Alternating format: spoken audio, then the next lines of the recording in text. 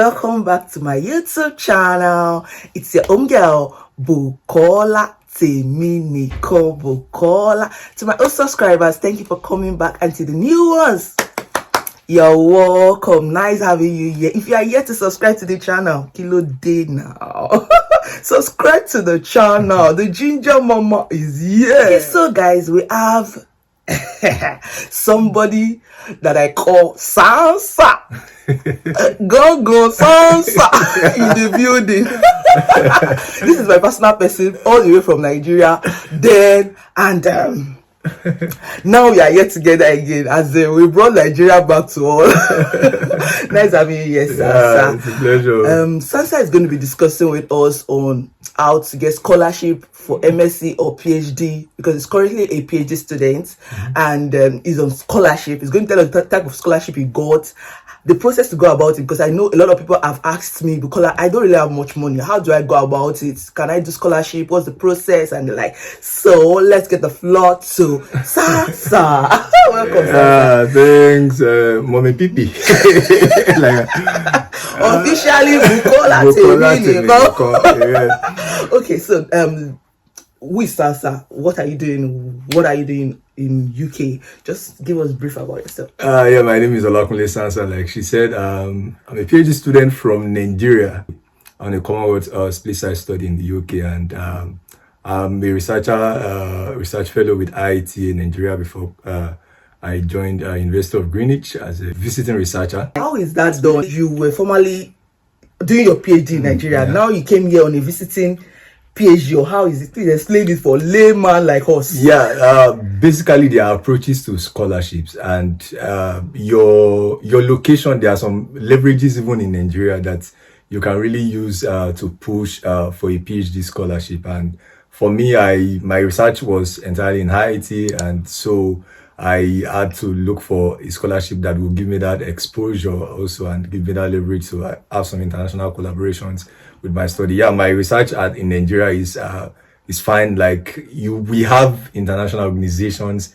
in Nigeria too. So it's not that everything is vague in Nigeria, like everything about research is. So it's just for you to be able to identify your research prospect and the path you want to follow. So IIT practically does what is related to my study. So it was a leverage for me to push for that for a scholarship. Which course are you doing? Or I'm an agriculture student, and I'm a plant breeding. My PhD is in plant breeding. So I did my first degree in plant breeding, Federal University of Agriculture, Abeokuta. Of school, Funabites, here we are. Yeah, fabulous Funab. Yes, sir. So I did my MSc too in Funab, and I'm currently doing my PhD too in Funab. So, but my research funding is from IIT. So I did most of my research at IIT. So now I'm in UK to complete part of my PhD. So how is it possible? Is there a way to do such that the body that is going to award the scholarship, the certificate to you, is in Nigeria, but you are presently here doing it on scholarship, Commonwealth scholarship? Many people don't know that information is actually key. I'm sure a lot of people might be in this show and they don't even know that, you can actually do merge it together in UK and also in Nigeria. So is there a process? Yeah, I the truth is, it's not even only Commonwealth. All scholarship body have some very interesting exchange program. You have DAD, you have Alexander Vogt scholarship in Germany. You have Erasmus to do some kind of exchange program for MSc students. So, in fact, aside even from scholarship body, it is possible for you to write potential supervisors that you want to come for a visiting research, and it's just the way you present yourself, the way you sell your research concept and what you're doing and how you key into the research group, the focus of their research group. So it's just in the way how you present what you are doing. So you won't just present that you are just a local PhD student, but have a leverage and sell yourself. And these guys have a way of loving Nigerians, like African researchers, because they know we deliver kind of. So you can always leverage on your potentials, no matter how small it is with Nigeria. If you are able to really sell yourself, perhaps through your code emails, through your CVs, when they interview, you are able to give them something valuable that will make them say, I think this is a potential person to our lab. So it's possible for you to do. Is it just to write them that, okay, I am doing this currently in Nigeria, I have this proposal for you. I would like to do it. How is it? What's it? That's what I'm asking for the process. Okay. How do you go about You it? need to get a host, supervisor, and the scholarship body would have told you the things you would require. You have to perhaps maybe submit motivational statement. Why do you want to do an exchange program? And so, but the most important thing is getting a host, because you need a lab group to join that would accept you perhaps for 1 year, for 6 months. And so that's, and the way you go about it is you have to write potential supervisors, go to their schools, look at their profile. Don't just write vague, like every research group has their research goals they do, and you must see that it matches with yours. And somehow for me, even if it doesn't matches, for me that I'm in plant breeding and the school I am, they don't do plant breeding majorly, but my host supervisor is an agronomist. So you have to be very, very intentional in the way you approach. Like, don't just think, oh, because they don't have, maybe you are a medical student, they don't have this medical laboratory, but you don't want to, right? Just give it a try. Yeah, just give it a try and try and see how you can link up with what they do. And in fact, they might even be more interested in your own aspect, even if they don't do it. So that's just, you just have to be open-minded and don't. There's a way the curriculum side of Nigeria can be very funny. So the way we look at agriculture, like courses in Nigeria, it's quite different. You could have a research group that has molecular biologists, that have plant physiologists, that have, they could have a whole lot of expertise in that research group. So they won't call it just one department, maybe plant breeding. No, you would have maybe something like now in UK, you would have sustainable agriculture, somebody doing sustainable agriculture. It could be an agronomist, it could be an ecologist, it could. So you have to look further into those research groups. They're going too deep. Ours, they're not agriculturists. I have to talk. I'm only talking for my own field. You see, PhD. I'm not going there, but anyway, for those people that are going there, I'm just helping you out because I am done. Trying to get a scholarship. How was it getting the Commonwealth scholarship? How did you go about it? Was it easy? What are the benefits of Commonwealth scholarship? What did you gain? What are you gaining presently as a Commonwealth scholar?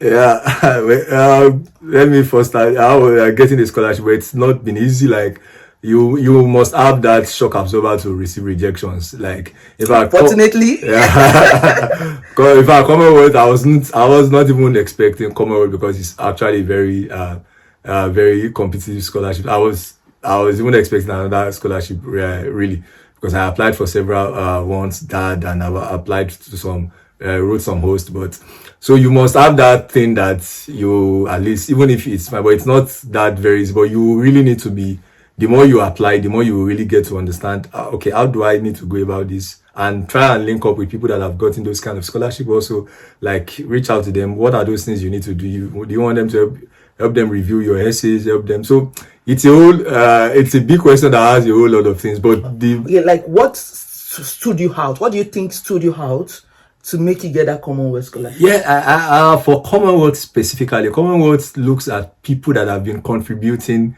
in a way in their home country. Mm-hmm. So if you are a class rep, if you are a volunteer, if you are helping people with their research, if you have leadership positions, all those things we do in school, leadership skills. All those leadership skills are very, maybe very president or something. Yeah, not even president. It might even just be maybe volunteering to a club, maybe a science club, but be involved in things that promote leadership skills, that promote community development, that promotes impact in your community, because there's a way you are going to write that all those things needs to be reflected in all your essays. So in a way, those are things for Commonwealth that I know. Those are some of those things that really matters. And as well, that's just a part of your proposal and the kind of motivational statement and the school you are going to. A whole lot of factors in your selection. And the most important thing, God. That's the first thing. So God, because if God is not in it, nada. So MSc students and PhD students can go for this scholarship. Yeah, we have Commonwealth share scholarships for MSc, but Commonwealth PhD scholarship. That's why I had to go for Commonwealth split site scholarship. What I'm doing is a split site. The Commonwealth PhD is quite very competitive. It's either the school, your university nominates you, or you apply through federal government, and this is Nigeria.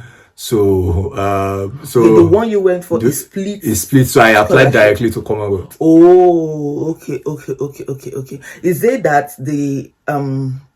the benefits of the PhD directly is more? No, or what's the difference? Yes. For PhD, I think for the PhD scholarship, they have some benefit for your dependents, your babies, kind of. But for split side, because they know you have to go back to your country. For the scholarship you are on now, you have to go back to your country. Yes. After getting the scholarships, many people said they don't want to do the scholarship because they don't want to go back. But as a Commonwealth scholar, you need to actually go back, and you can go back, get a job, then come back. Yeah, in fact, it gives you a leverage because you have you now have two exposures: your local exposure and your international exposure. And the international exposure also gives you some leverages when you go back. Research opportunities are in Africa now, and it is going to be in Africa, really. So it's just for we Africans to really look up for a way to really tap into those research opportunities and look towards developing Africa. And if you have done agricultural course and you feel like agriculture is not that selling, don't say so. They are selling,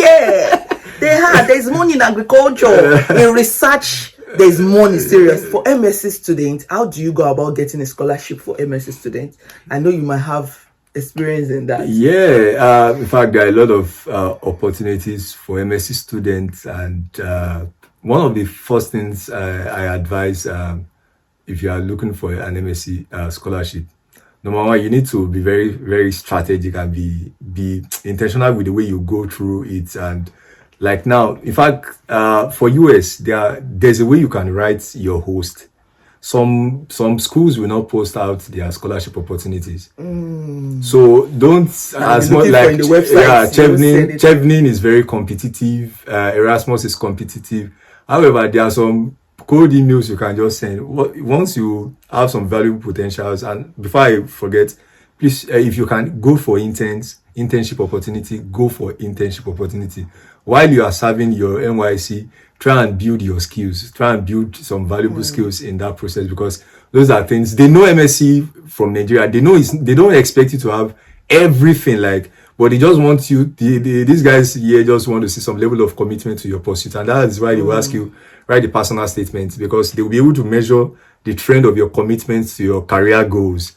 Because those are some of those things you would write in your motivational statement, either SOP, either your cover letter, and all those things. So they will be able to measure the trend. So if you don't have any skills within your first degree and your pursuit to MSc, you must be able to sell something valuable. So you could write a potential supervisor, you just want to, you looked at their research and quite interesting, and you are seeking an MSc position. By the time the way you write matters, the way you present your CV matters, selling cover letter could really give you a valuable opportunity. So aside from Commonwealth Shared, Chevening, Erasmus, there are other opportunities that are online, and I would recommend these guys.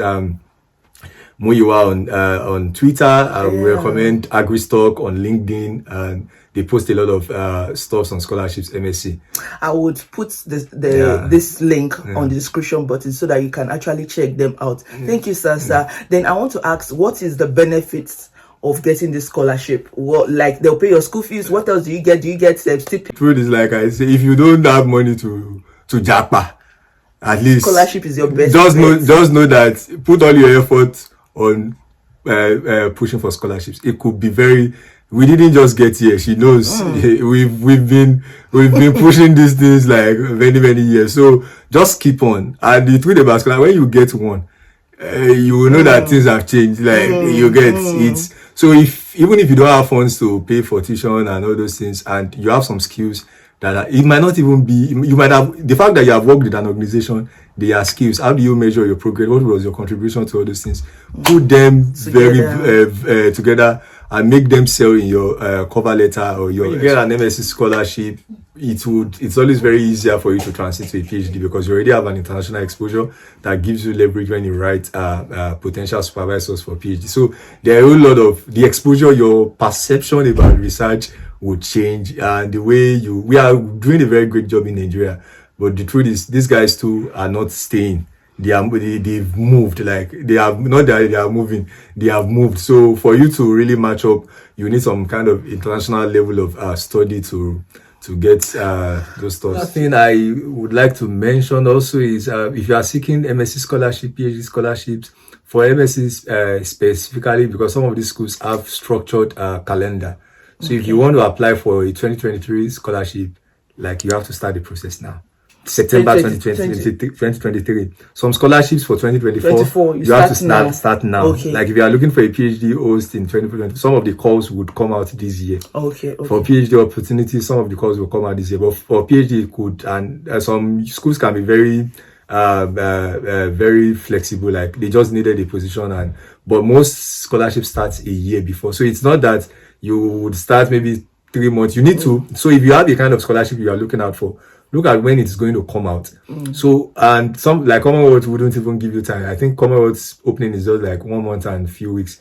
Some will not even give you up to 1 month. So and some course too would just come out and maybe within 3 weeks. So you need to have some of your materials on ground, your documents, your proposal. Like you need to have been thinking about what you want to do. Okay, for Chevening this year, I need to apply to this. I need to go and look for potential hosts. If you are looking for a PhD, maybe that is going to come out again. That exchange program, PhD exchange program, PhD scholarships for spring, for fall. So that's the structure most schools follow. So you need to be very timely, strategic and timely. So it's not that maybe you start looking for scholarship in September, you do now not get in January, you now feel relaxed. So it's a year stuff. So plan like if you want there are some scholarships that you don't even have the skills this year, but you don't really necessarily, you might not. It's more important, develop the skills you can develop towards that scholarship for next year.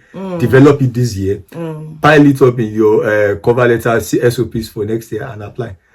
You understand? So those are ways to really go about some of those. Be timely. Like every scholarships have their time they release. So go and look at those that have gotten it before. When is it always? When does it come out? Like they call when they come out. Some of the PhD positions, which schools, how did they release? So when you know the time, you'll be able to. Next year I want to travel out by 2024. So I need to apply for this kind of scholarship by this, and I'm trusting God that I'll get it at it. So you too, you would have done your part maybe a year or some months before. Then what's your advice for general advice for people coming into UK? What's your advice with your little time you have been here? What's your advice for people coming that are really brilliant? They don't really have money, but they want to go to scholarship. Have you learned something that you think you want to share with people? Coming to the UK, or not really even in the UK, traveling for a scholarship outside, it's quite good. If you know you have the passion and you don't have resources, people like us, we didn't have resources, but we knew, we trusted God, and you had the resources of the brain. So you cannot be. The truth is, you cannot be. God has given us what to do with our brains. So like, sit down. It's very difficult. The truth is, I know. Writing all those essays, SOPs is very difficult, and it could mess up with your head at times. Because Commonwealth alone, I think for the MSc, you have 12 essays to answer. So if you are not, you have to be mentally prepared to write those essays. But you know that one thing that drives me, like, let me just get one. By the time you get one, you know that you have breaking. So it's quite a good opportunity, at least. And studying here has really helped me a lot. It has really helped me. I've gained a lot of things, and in a way, it helps you to be able to marry both local and international exposure together. Like I mentioned the other time, the research opportunities are in Africa. So when you come here for MSc research, don't just go for the degrees.